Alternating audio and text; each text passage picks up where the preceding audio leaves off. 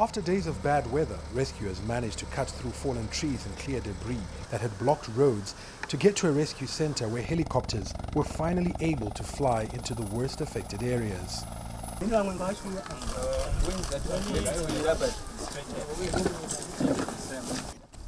The injured are being brought here for initial assessment and triaging before transfer to Chipinge Hospital. We've head injuries, some have fractures, broken limbs, some also broken pelvis or hips. It's been a harrowing experience for those who've made it out alive, one that's likely to leave permanent scars long after the superficial ones have healed. We may treat the wounds now, but there are a lot of mental health issues that will arise from this.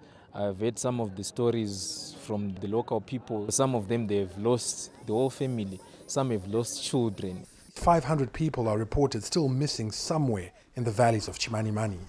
Rescuers are in a race against time to reach them before it's too late. All this under the watchful eye of survivors, lucky enough to have escaped unscathed, but now in anguish as they wait, hoping their loved ones and neighbors might be among those coming in on the next flight. Farang Makutuya, CGTN, Chimanimani.